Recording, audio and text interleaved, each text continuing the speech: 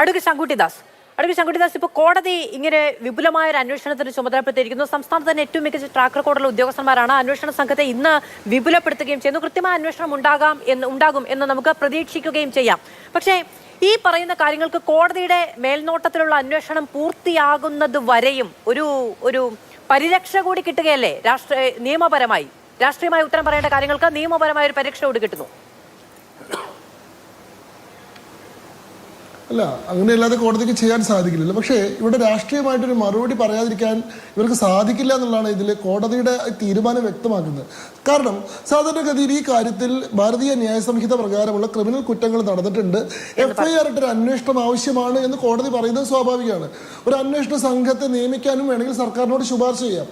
എന്നാൽ അന്വേഷണ സംഘത്തിലെ തലവനെ മുതൽ ആ സംഘത്തിലെ ഏറ്റവും ജൂനിയർ ആയിട്ടുള്ള SIനെ വരെ കോടതി നേരിട്ട് ഹാൻഡ് പിക്ക് ചെയ്ത് അപ്പോയിന്റ് ചെയ്യുന്നത് ഒരു അത്ഭുതമാണ്. ഇങ്ങനെ മുന്നേ സംഭവിച്ചിട്ട് എനിക്കറിയില്ല. അതായത് ആഭ്യന്തര വകുപ്പിനെ, സംസ്ഥാന സർക്കാരിനെ പൂർണ്ണമായി അവിശ്വാസത്തിൽ എടുത്തുകൊണ്ട് ഈ പറയുന്ന അന്വേഷണ സംഘം സ്വന്തം നിലയിൽ കോൺസ്റ്റിറ്റ്യൂട്ട് ചെയ്യാണ് കോടതി ചെയ്തിട്ടുള്ളത്. ADGP വെങ്കടേഷ് ആണെങ്കിലും അതിലുള്ള മറ്റു ഉദ്യോഗസ്ഥന്മാരാണെങ്കിലും CI SI റാങ്കിലുള്ള ഉദ്യോഗസ്ഥന്മാരെ വരെ കോടതി നേരിട്ട് അപ്പോയിന്റ് ചെയ്യാണ് ചെയ്തിട്ടുള്ളത്. മാത്രമല്ല 6 ആഴ്ചക്കുള്ളിൽ റിപ്പോർട്ട് കൊടുക്കണം. ഓരോ 2 ആഴ്ച കൂടുമ്പോഴും ഇൻവെസ്റ്റിഗേഷന്റെ സ്റ്റാറ്റസ് സീൽ ചെയ്തിട്ടുള്ള കവറിൽ കോടതിയിൽ നിന്ന് അറിയിക്കണം. കോടതി അല്ലാതെ മറ്റാരെയും അന്വേഷണവുമായി ബന്ധപ്പെട്ട കാര്യങ്ങൾ അറിയിക്കരുത്.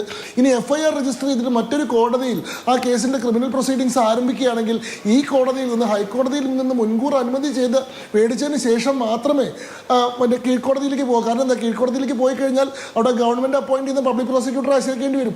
അങ്ങനെ പബ്ലിക് പ്രോസിക്യൂട്ടർ ആശ്രയിക്കുന്നതിന് മുൻപ് ഹൈക്കോടതിയുടെ പ്രയർ പെർമിഷൻ മേടിച്ചിരിക്കണമെന്നാണ്. അപ്പോൾ കോടതി അതിന്റെ നേരിട്ടുള്ള നിയന്ത്രണത്തിലൊരു അന്വേഷണം ആഭ്യന്തര വകുപ്പിനെ മാറ്റി നിർത്തിക്കൊണ്ട് സർക്കാരിനെ വിശ്വാസത്തിൽ എടുക്കാതെ സ്വന്തം നിലയിൽ അന്വേഷിക്കുകയാണ്. യഥാർത്ഥത്തിൽ ഇവിടെ വേണ്ടിയിരുന്ന ഒരു CBI അന്വേഷണമാണ്.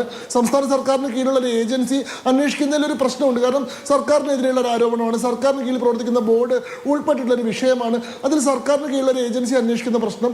ഇതൊരു മൾട്ടി സ്റ്റേറ്റ് ക്രൈമാണ്. കേരളത്തിൽ മാത്രമല്ല, ചെന്നൈയിൽ കുറേ കാര്യങ്ങൾ നടക്കുന്നു, ബാംഗ്ലൂരിൽ കുറേ കാര്യങ്ങൾ നടക്കുന്നു, ഹൈദരാബാദിൽ കുറേ കാര്യങ്ങൾ നടക്കുന്നു. അപ്പോൾ കേരളത്തിൽ മാത്രമുള്ള ഒരു ഏജൻസി അന്വേഷിച്ചാൽ പോരാ, ഒരു നാഷണൽ ഏജൻസി CBI പോലത്തെ ഒരു സംവിധാനമാണ് അന്വേഷിക്കേണ്ടതെന്നൊക്കെ പറയാം. പക്ഷെ ഇവിടെ ഹൈക്കോടതി ഏറ്റവും ട്രാക്ക് റെക്കോർഡിനുള്ള നല്ല ഉദ്യോഗസ്ഥന്മാരെ തെരഞ്ഞെടുത്തുകൊണ്ട് അവർക്ക് ഇതിനെ പറ്റിയിട്ടൊരു പ്രാഥമികമായിട്ടുള്ള ധാരണ കിട്ടുന്നതിന് വേണ്ടിയിട്ട് ഒരു സംവിധാനത്തെ ഏൽപ്പിച്ചു എന്ന് പറയുമ്പോൾ അത് മറ്റവർക്ക് ഒരു നിലയ്ക്കും അതിലൊരു ഡിഫൻസോ അതിൽ നിന്ന് എന്തെങ്കിലും രക്ഷയോ ഒന്നുമില്ല. യഥാർത്ഥത്തിൽ അവരുടെ മുഖത്തേറ്റിട്ടുള്ള അടിയാണ്. ഹൈക്കോടതി സ്വന്തം നിലയിൽ ഉദ്യോഗസ്ഥന്മാരെ വരെ തിരഞ്ഞെടുത്തുകൊണ്ട് ഞങ്ങളെ മാത്രം കാര്യങ്ങൾ അറിയിച്ചാൽ മതി എന്ന് പറഞ്ഞുകൊണ്ട് അവരുടെ അന്വേഷണത്തിന് പൂർണ്ണമായിട്ടും ഈ പറയുന്ന ഒരു സീലിംഗ് കൊണ്ടുവന്നുകൊണ്ട് നടത്തിയിട്ടുള്ള ഈ അന്വേഷണം എന്നുള്ളതാണ് എൻ്റെ ബോധ്യം.